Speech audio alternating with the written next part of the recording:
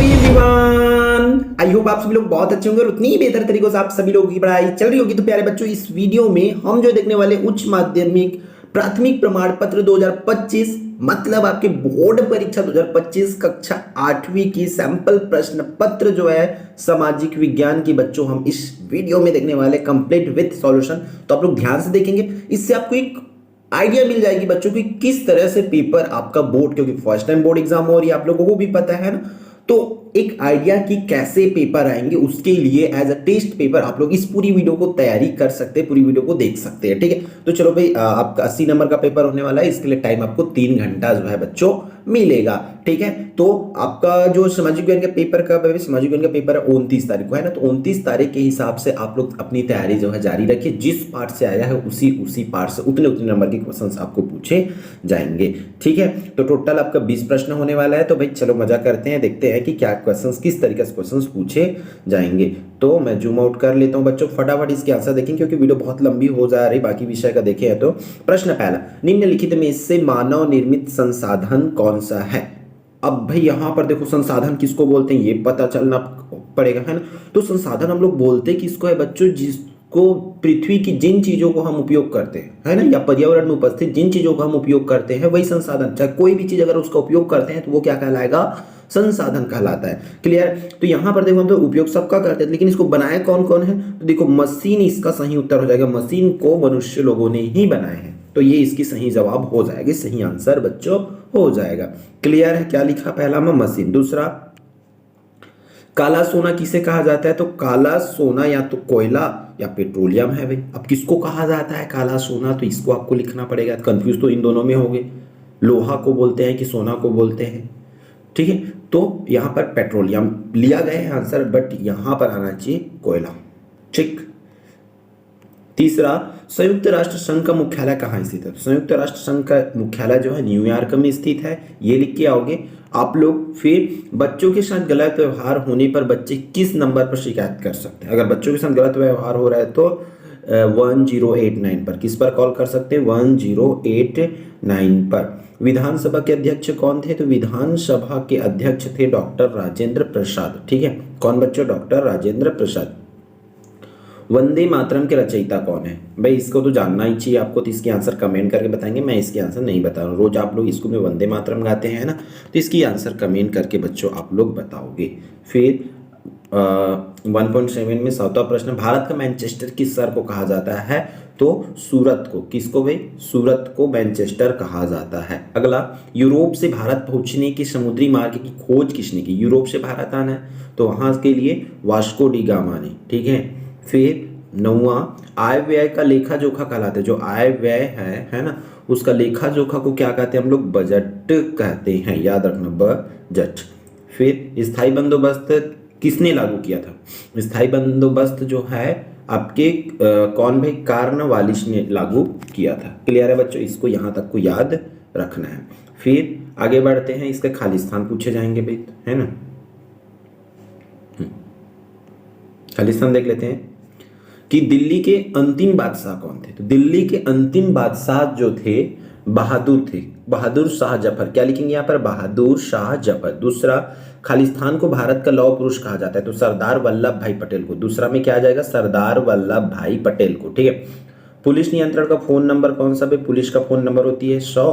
फिर पटसन को खालिस्तान भी कहा जाता है, तो पटसन को रेशा, ठीक है, रेशा भी कहा जाता है, सुनहरा रेशा भी कहा जाता है।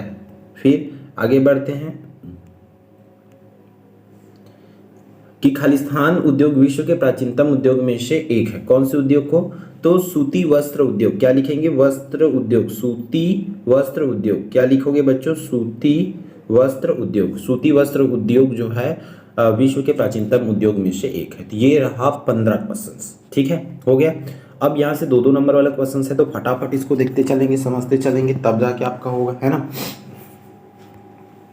आयकर किसे कहते हैं, ये आपको जवाब देना है। तो आयकर किसे कहते हैं, तो इसकी आंसर हम लोग देख लेते हैं भाई यहाँ से कि आयकर की जवाब आपको क्या लिखना है। ठीक है, तो ये ठीक है, क्या हो जाएगी इसकी आंसर, आयकर सरकार द्वारा व्यक्ति की आय पर लगाया जाता है। ठीक है, आयकर जो है कि सरकार द्वारा किसी व्यक्ति की आय पर लगाया जाता है, इसको आपको करना होगा। क्लियर है। फिर अगला प्रश्न देख लेते हैं भाई, अगला प्रश्न क्या है। अगला प्रश्न बोल रहा है सतनाम पंथ है, ठीक है। सतनाम पंथ के 2 सिद्धांत को लिखना है कि उनकी क्या सिद्धांत होती है, उसको बताना है आपको, ठीक।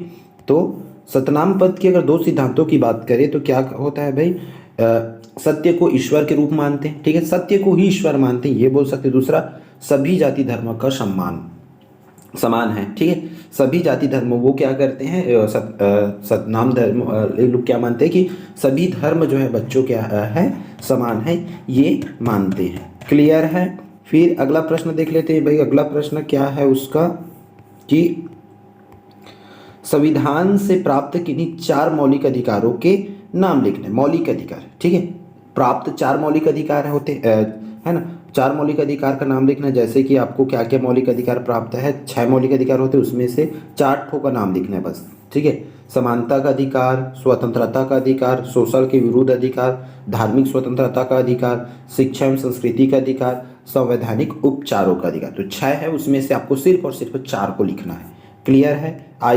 फिर आगे बढ़ते हैं।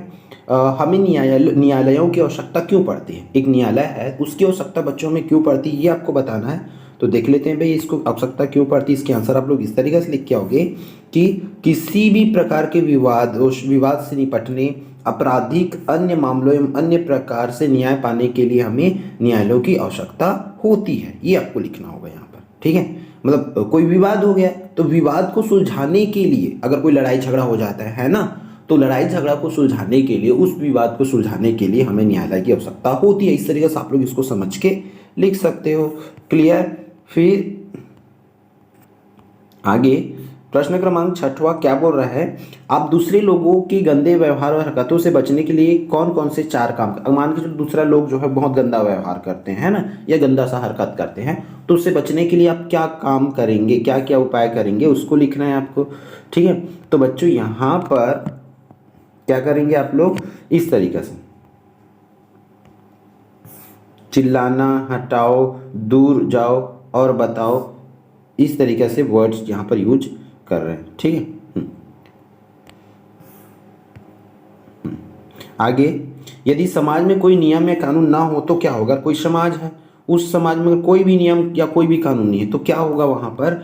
तो देखो इसकी जवाब इस तरीके से लिखना है। मान के चलो यदि समाज में कोई नियम कानून ना हो तो समाज में अराजकता की भावना पनप जाएगी, है ना। समाज में शांति और एकता कायम नहीं रह पाए, मतलब लोग सही से नहीं रह पाएंगे, सही से चल नहीं पाएगी, है ना। इस तरीके से लिखना पड़ेगा भाई। कोई नियम नहीं है, कोई नियम ही नहीं, मतलब लोग जैसी मर्जी वैसी करेंगे, है ना।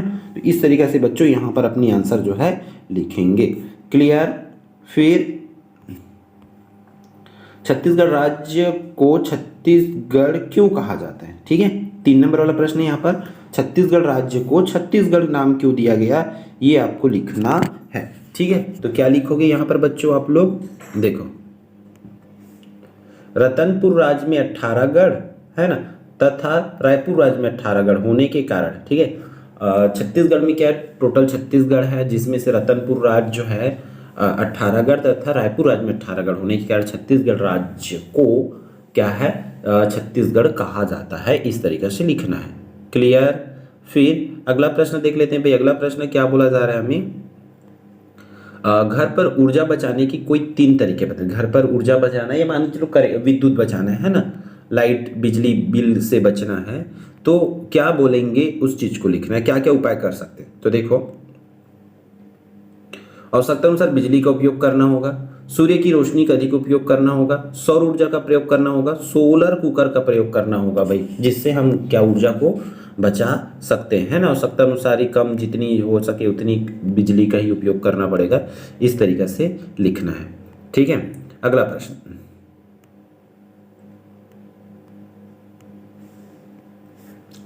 केंद्र सरकार किसे कहते हैं। केंद्र सरकार के सभी अंगों के नाम लिखना है। केंद्र सरकार किसे कहते हैं ये बताना है, और उसके अंगों के नाम बच्चों आप लोगों को लिखना होगा। इसी टाइप से प्रश्न आएगा, जिस जिस पार्ट से है ना उसी पार्ट से कर लो। और भी हम इंपॉर्टेंट क्वेश्चंस ना अगर हो सके तो लाने की कोशिश रहेगी हमारी पूरा। तो देखो, पूरे देश के लिए कई विषयों पर कानून बनाती है, उसे केंद्र सरकार कहते हैं ना। पूरे देश के लिए जो कानून बनाती है उसे हम लोग क्या कहते हैं, केंद्र सरकार कहते हैं। इनके मुख्य अंग है कौन कौन से भाई, व्यवस्थापिका, कार्यपालिका और न्यायपालिका। ये 3 अंगों से मिलकर के बनी होती है केंद्र सरकार, व्यवस्थापिका, कार्यपालिका और बच्चों न्यायपालिका। ठीक है, ये आपको याद रखना है। फिर अगला देख लेते हैं भाई, अगला प्रश्न क्या है। अगला है आपका 11वां प्रश्न पर चलते हैं।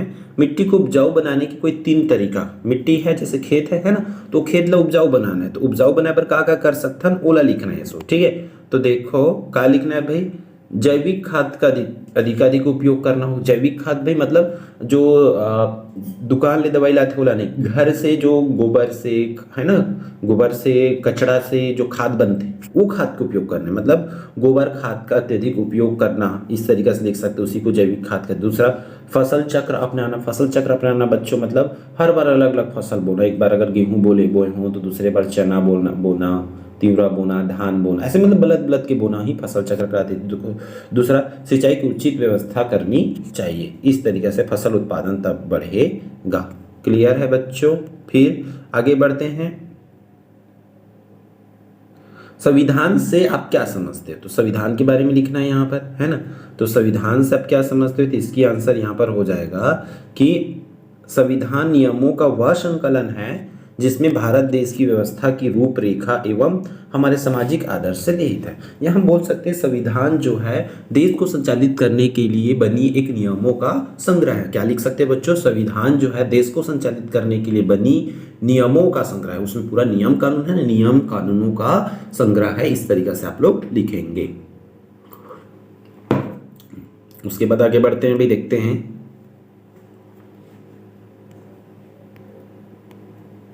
यहां से 4 अंक वाला आएगा प्रश्न क्रमांक 13, है ना। मध्यम वर्ग आधुनिक सामाजिक व्यवस्था की रीढ़ बन गया है, क्यों, इसको करना होगा। ठीक, तो देख लेते हैं इसकी आंसर। मध्यम वर्ग जो है मध्यम वर्ग वाला है ना, तो इसकी आंसर इस तरीके से इसको लिखेंगे, एक बार देख लेंगे। ठीक है, वीडियो बहुत लंबी हो जाती है इसलिए थोड़ा सा जल्दी। गुट निरपेक्षता नीति से क्या तात्पर्य है, तो गुट निरपेक्षता नीति को करना है आप लोगों को। फिर मृदा प्रदीक्षिका का नामांकित चित्र बनाना है। फिर बेटी बचाओ बेटी पढ़ाओ पर स्लोगन पर अपना विचार लिखना है, इस पर आपको लिखना होगा। ठीक है, इस तरीके से 4 अंक वाला हो जाएगा। तो 16 तक की क्वेश्चंस की आंसर मैं एक बार दिखा देता हूँ, ताकि अगर आपको जरूरत पड़ा तो आप लोग बच्चों वहां से लिख पाएंगे।